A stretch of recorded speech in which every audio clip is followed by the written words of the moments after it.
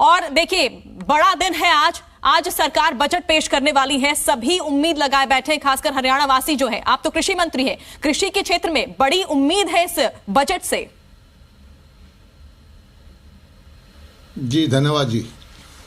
बड़ा अच्छा दिन है, बड़ा खुशी का मौका है कि हरियाणा का जो बजट आज पेश किया जा रहा है, और जिस तरह से केंद्रीय बजट बड़ा शानदार आया था, मोदी जी ने जो बजट दिया है जिसमें किसानों के लिए 2 लाख रुपए की राशि बढ़ाई है, केसीसी की प्राकृतिक खेती के लिए नया विभाग बना करके उसके लिए योगदान दिया है, मोटे अनाज के लिए नया ध्यान दिया है कि बाजरा का जो है प्रचलन ज़्यादा दुनिया के अंदर हो, बहुत सारे नए नवाचार किए हैं।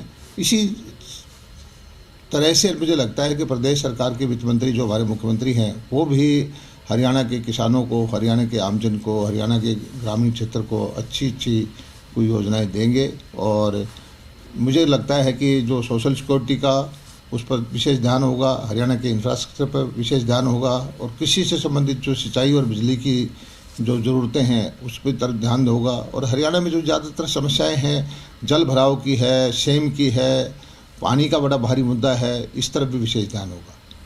बिल्कुल। और देखिए, अगले साल यानी 2024 में चुनाव होना है। हरियाणा के लिए बहुत ही महत्वपूर्ण साल ये रहने वाला है, और बजट आज पेश होगा। चुनाव को ध्यान में रखते हुए चुनावी बजट हो सकता है ये? नहीं, हमारा बजट सेवा का होता है, चुनाव तो सेकेंडरी है। जब हम लोगों की जन की सेवा करते हैं तो चुनाव तो बार बार हर साल 2 साल, कभी लोकल बॉडी के चुनाव है, कभी जिला परिषद के चुनाव है, कभी किसी तरह के चुनाव होते रहते, कभी लोकसभा के चुनाव हैं। और जिस तरह से काम करने की एक प्रथा डाली है कि भारतीय जनता पार्टी का प्रत्येक कार्यकर्ता, चाहे वो मंत्री हो, चाहे प्रधानमंत्री हो, मुख्यमंत्री हो, 18 घंटे जनता के बीच में पिले रहते हैं, कभी छुट्टियां नहीं मनाते और हर वक्त जनता की सेवा में लगे रहते हैं। तो उसी का परिणाम है कि जनता बार बार भारतीय जनता पार्टी की सरकारों बनाती है, उनको आशीर्वाद देती है। और चुनावी जो बजट तो वो पुरानी सरकारों में होता था कि 4 साल उनको सुनते नहीं थे, आखिरी 6 महीने में कुछ करने की कोशिश करते थे। हमारी ऐसी प्रथा नहीं है, हम हर वक्त जो है हर वक्त जो जनता के हित के फैसले लेते रहते हैं। और इस बजट में भी यही आपको दिखाई देगा कि जनता के हित के फैसले लिए जा रहे हैं। और हरियाणा का जो है हमारा लक्ष्य है कि हरियाणा की जनमानस जो है सुख शांति से रहे, और जो एक नई हमने अलग परिवार पहचान पत्र के द्वारा 1,80,000 से नीचे के लगभग 29 लाख परिवारों की छटनी की है, उनके लिए भी इस बजट में कोई विशेष योजनाएं आनी चाहिए। जी। और देखिए, मुख्यमंत्री का भी जो बयान आया है और उन्होंने साफ कहा है कि ये बजट जो है आम जनता को राहत देगा, तो क्या ये उम्मीद लगाई जाए कि हर वर्ग के लिए ये बजट कुछ ना कुछ लेकर आने वाला है? देखिए, बजट में सीमाएं तो हैं, आपके पास संसाधन होंगे उसी में कर सकते हैं। वैसे तो हमारी इच्छा है कि हमें एकदम से सारी जनता का जो है आर्थिक हालात सुधार दें, रोजगार के साधन उपलब्ध कर दें, किसानों की दशा को सुधार दें, लेकिन देखना ये होता है कि आपके पास संसाधन कितने हैं। और हमारा ध्यान ये रहा है कि जो पहले चोरियां होती थी रेवेन्यू कलेक्शन में, पिलीफरेज होती थी, उसको रोका जाए। और हरियाणा में आप देखते होंगे कि कितना रेवेन्यू कलेक्शन बढ़ रहा है। मैं समझता हूं कि बाकी प्रदेशों से हम बेहतर हैं, और हमारा जीएसटी और प्रदेशों से बेहतर कलेक्शन है। और इसी का परिणाम है कि हम आम लोगों को सुविधाएं दे पाते हैं। और हमारा बजट पिछली बार 1,77,000 करोड़ का था। छोटे से प्रदेश में इतना बजट होना, और मुझे उम्मीद है कि इस बार ये 2 लाख के आसपास टच कर जाएगा। तो ये बहुत बड़ी उपलब्धि है कि हमारा जो इतना छोटा प्रदेश होते हुए भी इतना ज़्यादा हम एलोकेशन कर पाते हैं। और देखिए, हमारे साथ कई खास मेहमान भी बने हुए हैं, और उनका कहीं ना कहीं जो विपक्ष हमारे साथ बैठा है, उनका ये मानना है कि सरकार सिर्फ आंकड़े पेश करती है, बजट के अंदर कुछ नहीं रहता है, सिर्फ कागजी यहाँ पर जो है लिखा पढ़ी बस की जाती है, जनता को दिखाने के लिए कुछ और होता है, अंदर कुछ और होता है। हमारी सरकारों में ऐसा कुछ नहीं होता। हम पारदर्शी सरकार है, जो कहते हैं वो करते हैं। ये सही है कि पुराने ज़माने में ये ऐसा होता आया, और कुछ सरकारें ऐसी हैं जो लोगों को गुमराह करके, झूठे वायदे करके वोट लेने की कोशिश करते हैं। लेकिन भारतीय जनता पार्टी एक राष्ट्रीय पार्टी है, सबसे दुनिया की सबसे बड़ी पार्टी है। और हमारी जो सरकारें हैं वो जो सोच समझ करके बजट हो या कोई इलेक्शन के मैनिफेस्टो हो, जो भी सोच समझ कर देते हैं, वही काम बोलते हैं हम जो पूरा कर सकते हैं। एक और बात यहां पर बार बार उठाई जा रही है कि अगर सरकार अपने बजट का जो आंकड़ा है वो बढ़ाती है, लेकिन कर्ज भी बढ़ता जा रहा है। ये भी सवाल देखिए आम आदमी पार्टी से बार बार ये उठाया जा रहा है कि बजट का जो आंकड़ा बढ़ा के सरकार ये दिखाने की कोशिश करती है कि जनता को खुश करने की कोशिश करती है, लेकिन दूसरी तरफ जो है कर्जा भी बढ़ता जा रहा है। उसे किस तरह से बैलेंस करेंगे? देखिए मैडम, अगर इंफ्रास्ट्रक्चर के लिए लोगों के जनमानस सुधर जाए, जो लोगों के आमदनी बढ़ जाए, तो उसके लिए अगर कोई पैसा लेना पड़ता है बाहर से तो लेना चाहिए। आपको मैं बताता हूँ कि दुनिया का सबसे समृद्ध देश है अमेरिका है, और दुनिया का सबसे ज़्यादा कर्जा भी उसी के ऊपर है। दुनिया के बड़े बड़े रईस हैं जिनके नाम अमीरों में होते हैं, दुनिया का सबसे ज़्यादा कर्जा भी वो लेते हैं। हरियाणा को तो हम, हमारी जो, हालांकि कर्जा की लिमिट जो है, हमारी वित्तीय प्रबंधन अच्छा है, कर्जा की लिमिट हम कम रखते हैं, हमें सस्ते रेट पे ब्याज पैसा मिलता है। हमारे पड़ोसी प्रदेश दूसरे हैं, जो पंजाब का हाल देखिए कि उस पर क्या हालत है कर्जे की, हमारी क्या हालत है। और मैं तो एक चीज़ कहता हूँ कि आजकल टीवी पे चल रहा है कि हमारा पड़ोसी देश है एक पाकिस्तान, उसको दुनिया में कोई कर्जा ही नहीं दे रहा, क्योंकि उसकी हालत अच्छी नहीं है, उसका प्रबंधन अच्छा नहीं है। हमारा एक चीज़ है कि जो अच्छा गुड पे मास्टर होता है उसके तो कर्जा देने वाले पीछे पीछे घूमते हैं, और कर्जा लेके हम कोई ऐसा नहीं है कि उसको कोई मौज मस्ती में उड़ाते हैं। कर्जा लेकर के हम किसानों को सहायता करते हैं, किसान इंफ्रास्ट्रक्चर बनाते हैं, गरीब कल्याण की योजनाएं बनाते हैं, गरीब आदमी की आर्थिक दशा को सुधारते हैं। तो इस चीज़ के लिए हमें कोई से पैसा ले करके, और हम जब पैसा देने की पोजीशन में होते हैं, आम आदमी की आमदनी बढ़ा करके, प्रदेश की आमदनी बढ़ा करके, तो हम क्यों ना लें। चलिए, और हमारे साथ तो हरियाणा के कृषि मंत्री जेपी दलाल जी बने हुए हैं, खास मेहमान भी हमारे साथ बने हुए हैं, और उनसे मैं जान लेती हूँ कि अगर वो कोई सवाल करना चाहते हैं। वेद प्रकाश विद्रोही जी हैं, कांग्रेस के प्रवक्ता हैं। वेद प्रकाश जी, आप कोई सवाल करना चाहते हैं? जी हाँ, मैं कृषि मंत्री जी, नमस्कार आपको। वो कृषि मंत्री है, इसलिए मैं नमस्ते विद्रोही जी।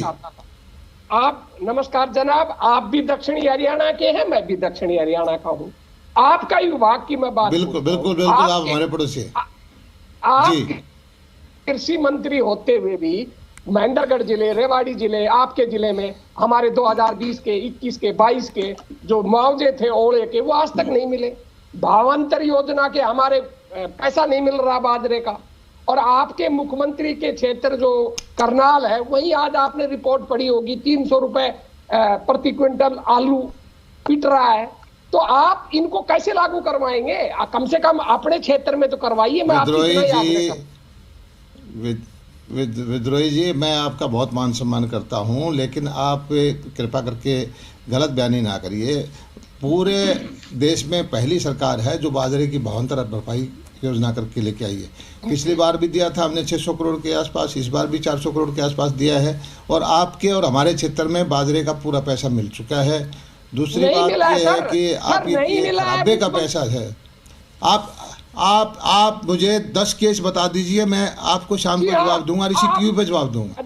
एक केस बता दीजिए किसको नहीं मिला, जिसका देखिए हाँ एक सिंगल केस। जी रेवाड़ी दलाल साहब, मैं आपको चुनौती दे रहा हूं, अगर मैं गलत हूं मैं माफी मांगूंगा आपसे, क्योंकि मैं कभी गलत नहीं बोलता।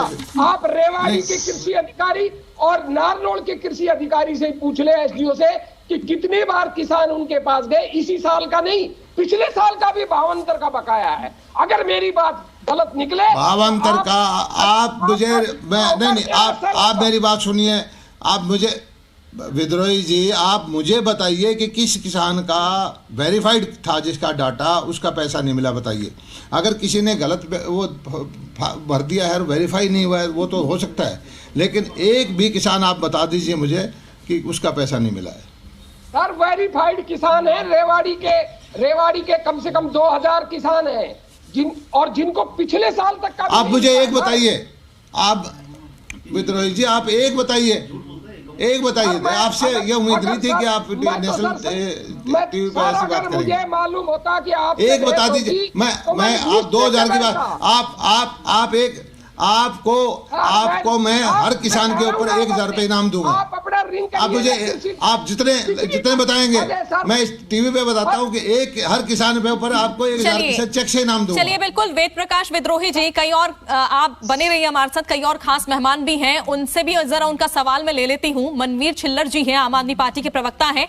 मनवीर छिल्लर जी, आप कुछ प्रदेश के कृषि मंत्री से सवाल करना चाहेंगे बजट को लेकर? मैं बिल्कुल करना चाहूंगा। दलाल साहब नमस्कार सर, मैं एक चीज ये पूछना चाहता हूं कि नमस्ते भाई। जो एवरेज एलोकेशन ऑफ स्टेट जो है एग्रीकल्चर में वो 6.2% है, जबकि हरियाणा का 4.3% है एग्रीकल्चर में।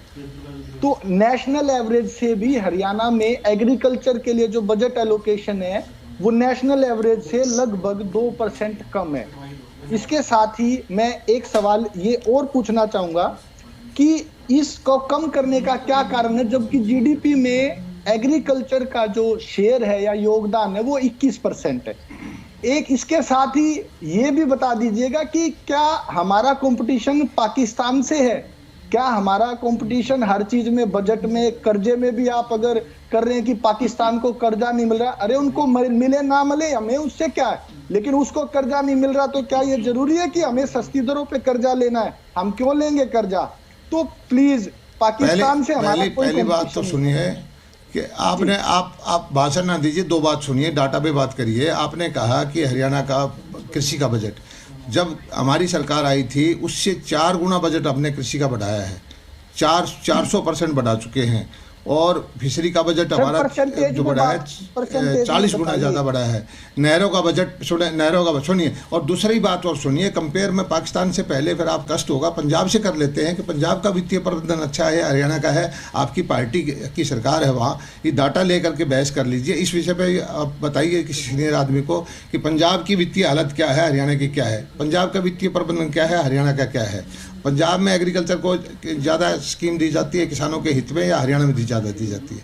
अब ये आज मुझे बजट इसमें असेंबली में जाना है, कभी आप टाइम रखिए और दोनों स्टेट का कंपेयर कर लेते हैं। पाकिस्तान की आप नहीं करना चाहते तो पंजाब हरियाणा की कर लेते हैं। चलिए ठीक है, बहुत बहुत शुक्रिया कृषि मंत्री जी आपका, और हमारे साथ जुड़ने के लिए तमाम मेहमान भी हमारे साथ जुड़े हुए थे। बहुत बहुत शुक्रिया आपका सभी का अपना वक्त हमें देने के लिए। और अब